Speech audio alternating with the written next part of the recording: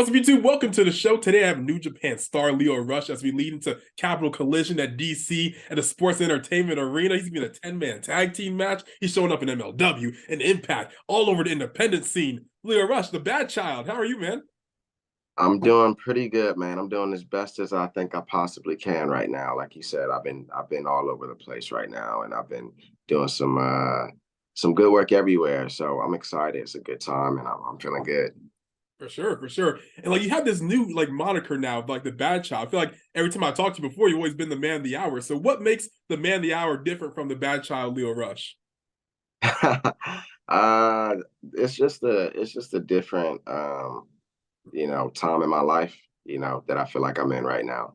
I feel like the character, or not even character, I feel like it's slowly becoming me, in a lot of unique ways. But yeah, the difference between the man of the hour and the bad child, I'm no longer flashy. I'm not making that.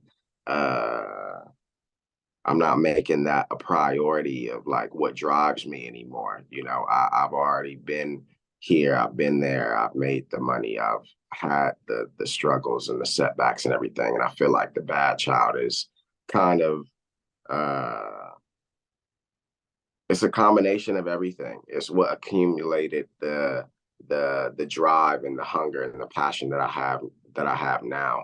It's more of like an aggressive side of me, because I feel like in my I guess the way that I was not brought up, but I've always been a go-getter. I've always been somebody that climbs up the ladder, like feels like I have uh like a chip on my shoulder. So I feel like that's where like the bad child kind of like came from, because I'm always, striving to do more, be more. Yeah, so it's just a more empowered version of, I guess, who Lio Rush is, and not so much the self-centered, flashy, look at my money, arrogant cockiness like how the man of the hour was. So what's the worst thing you ever did as a child since you're a bad child now?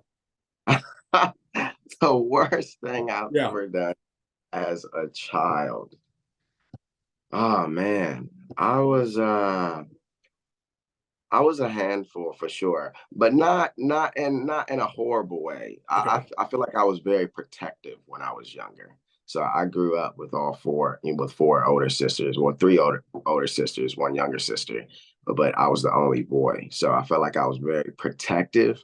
So I got in a lot of fights. I probably got in a lot of scuffles like in school, and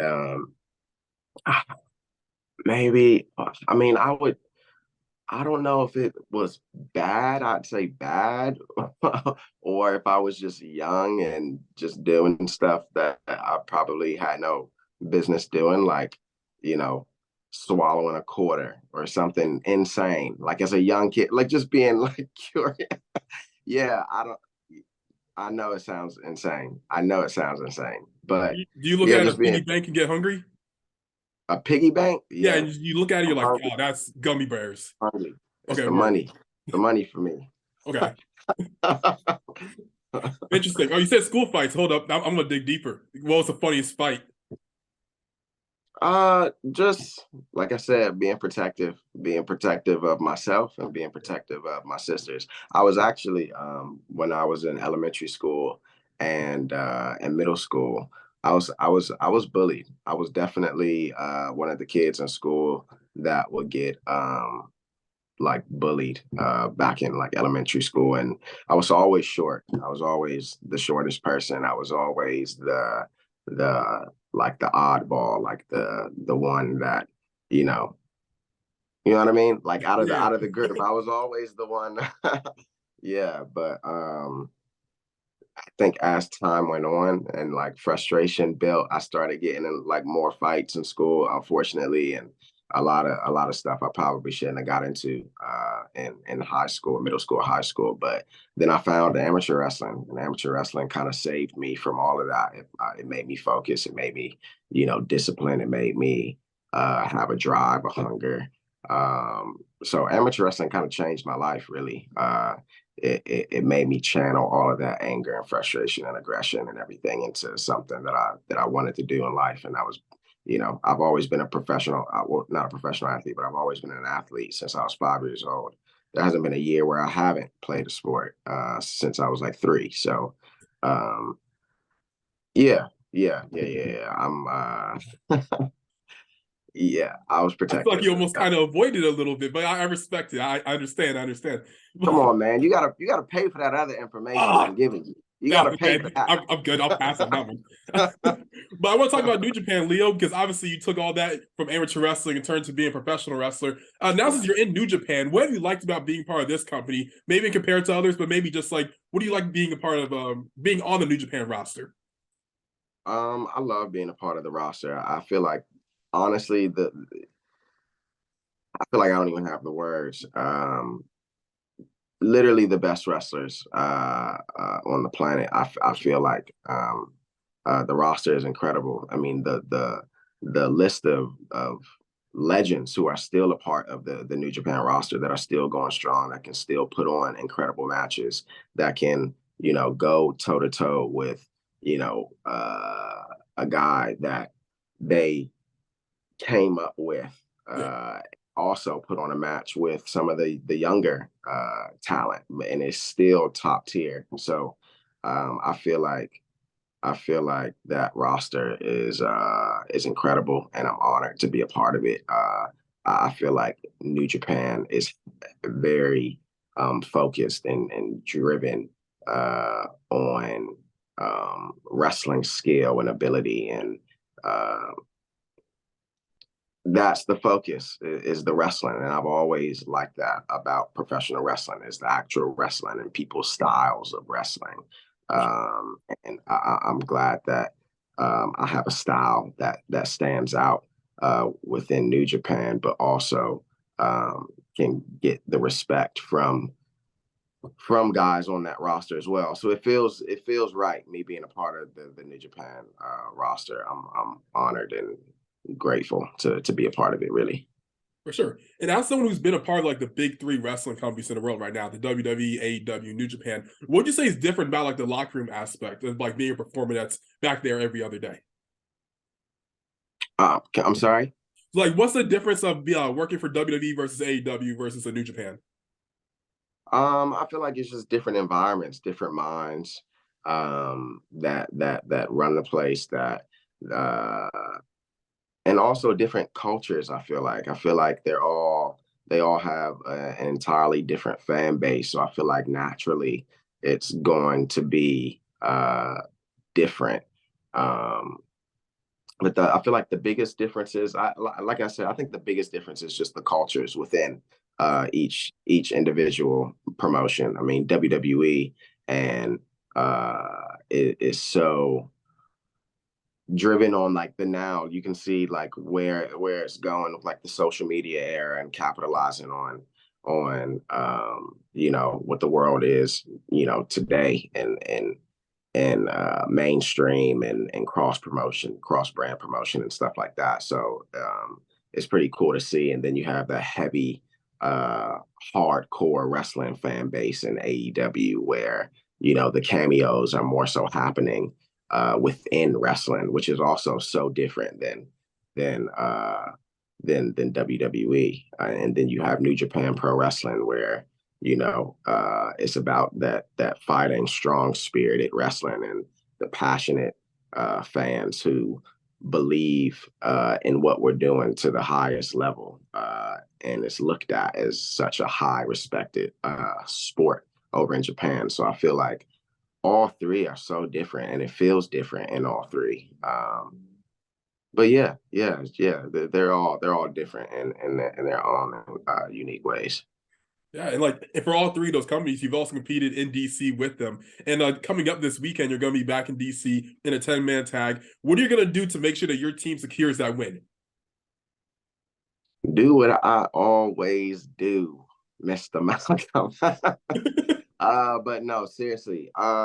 We've got the hometown advantage. I feel like with me on the side that I'm on, and having the incredible partners that I have, and being as close to some of those partners like Rocky Romero, being able to have that connection with Rocky and Chuck, it's gonna be pretty cool. It's like a chaos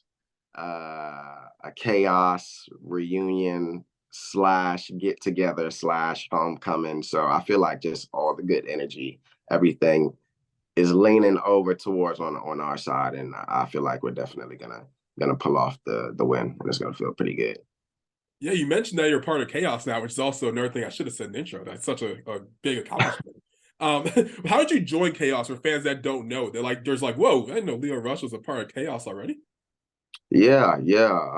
My good friend Rocky Romero. Yeah, he's been a key part of my my ventures in New Japan so far. So it's pretty cool that, not only was he able to introduce me to New Japan Pro Wrestling in general, um, also being able to get me inside of Chaos, with him being in Chaos, with him being in a part of 3K, and the best friends, and all of the good guy gang. Yeah, he was able to put in a good word for Yo, and Yo needed a partner. I showed up, and it was a perfect fit. And I want to mention that you did challenge for the IWGP Junior Heavyweight Championship. Even though you're unsuccessful, is that still the goal of you being in New Japan right now? Of course, I definitely feel like there's unfinished business with the IWGP junior title and myself. I think the feeling of being so close to winning it and not winning it, it only motivates and drives me more to go after it, to take a step back, rebuild, refocus, and work my way back up to being the number one contender. And you know, by that time, I'm sure I would have learned from a lot of mistakes, and made some much needed and more knowledge than I had before. So hopefully by that time I'd be walking out the IWGP Junior Champ. For sure, for sure. And I want to mention also that you competed on Wrestle Kingdom earlier this year. What was the experience like for you being on such a big stage? Uh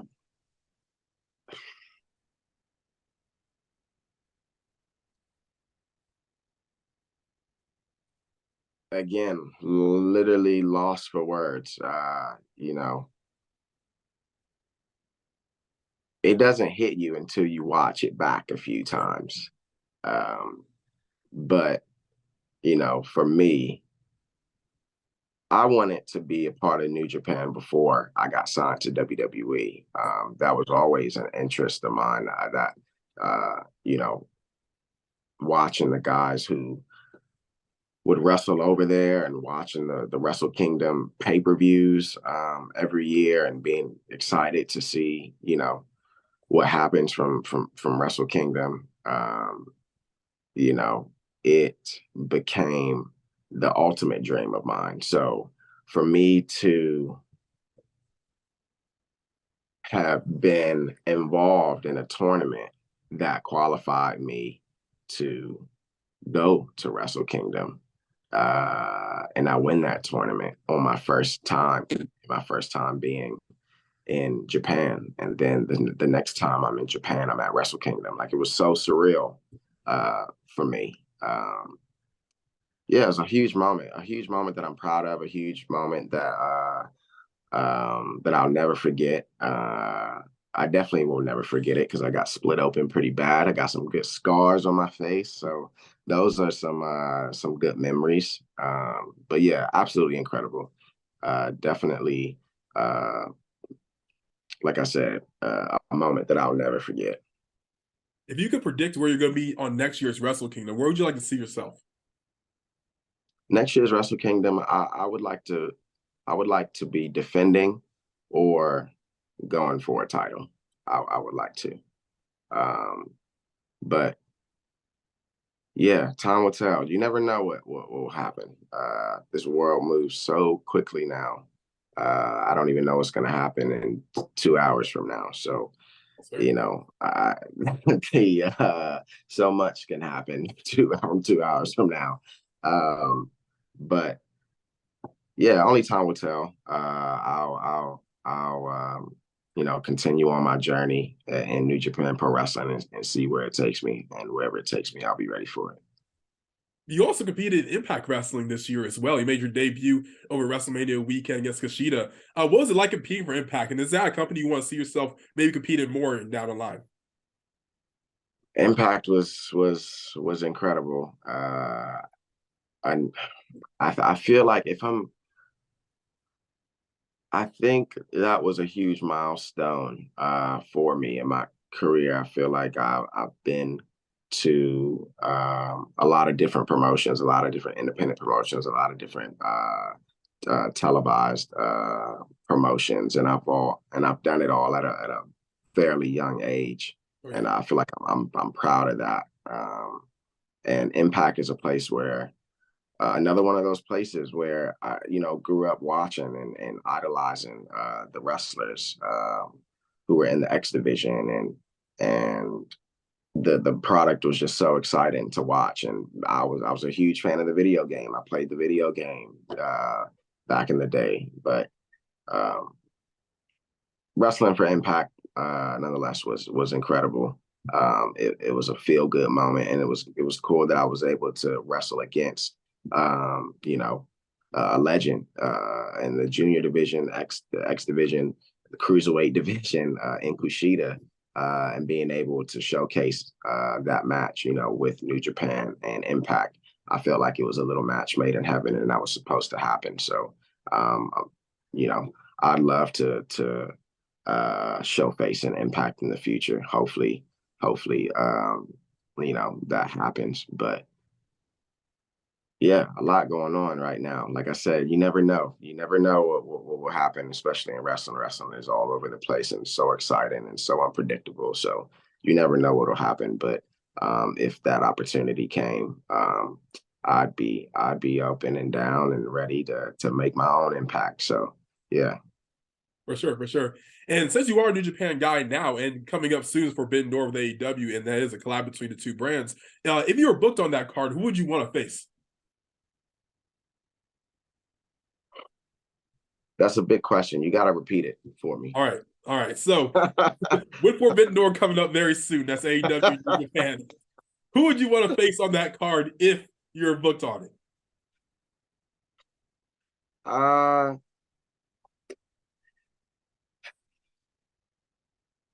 that's a heavy question because there's so many guys that are currently on the roster that I've always wanted to wrestle, but never have, but was so close to wrestling. Um, yeah, that's incredibly hard. You know, I feel like me being a part of that event in itself would be would be pretty cool. So um, yeah, who knows? Who knows, man? Anybody, anybody really. Um, but yeah, there's tons of guys on that roster. You know that I'd love to wrestle. Yeah, in a perfect world, it would have been cool to wrestle Dante, but I know he just had that injury, and yeah, praying for him. Huge prayers and respect to Dante. I saw that injury; it was pretty nasty. So yeah, but yeah, anybody. For sure, for sure. And as we like start to wrap it up, I want to talk about two different things. So obviously, a lot of American wrestlers are really talk about wanting to go to New Japan so often. So why do American wrestlers find that appeal of wanting to wrestle in Japan so badly?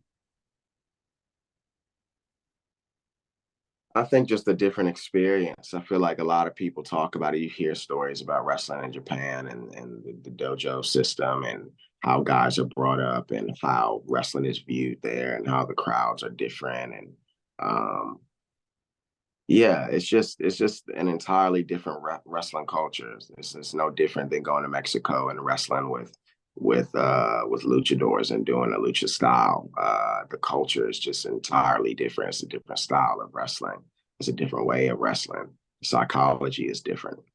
So I think just having that experience underneath your belt and wrestling up against guys who are looked at and respected as wrestling legends, almost like walking wrestling gods. um, yeah, to be able to put on matches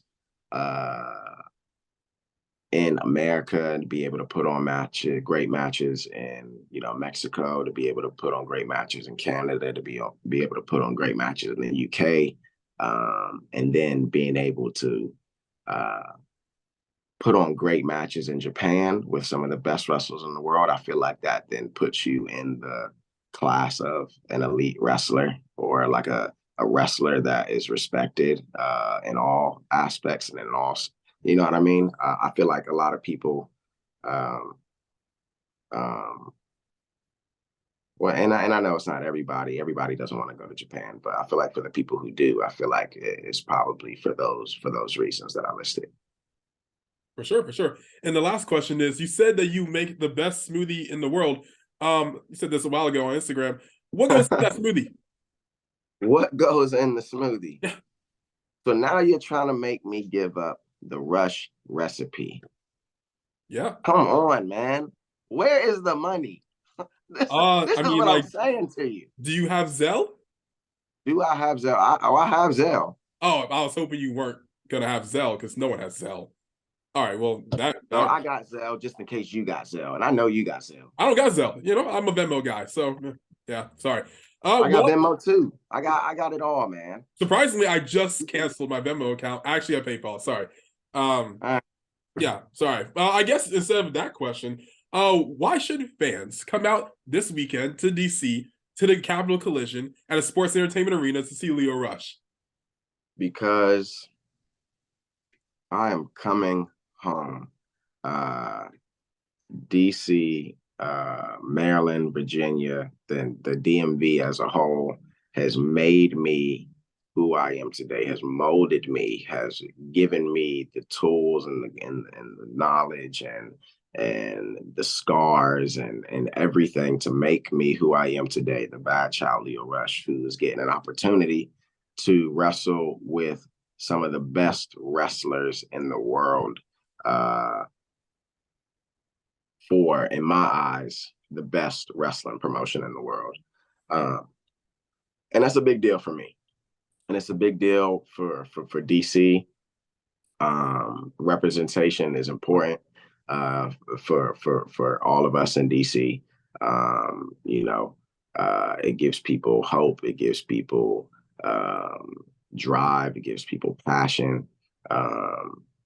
Seeing somebody else from DC do what a lot of us don't have the pleasure and honor of doing. So, come out, support. I love DC. DC is home. DC is my heart. DC is my soul. And I want my family there. I want my fans there. I want DC there. So if you are a fan of wrestling, even if you're not a fan of me, I'm from DC. I'm probably the only wrestler on that show from DC. So come out and support a DC native. So, yeah. You heard it here first. It's going to be at New Japan Capitol Collision, April 15th. It's going to be on Fight TV. Lio Rush, where can they find you on social media? You can find me on social media at I am Lio Rush. That is at the letter IAMLIORUSH. And that's on Instagram and Twitter. Heard it here first, the bad child who swallows quarters and does backflips. Lio Rush, thank you for your time. Appreciate it.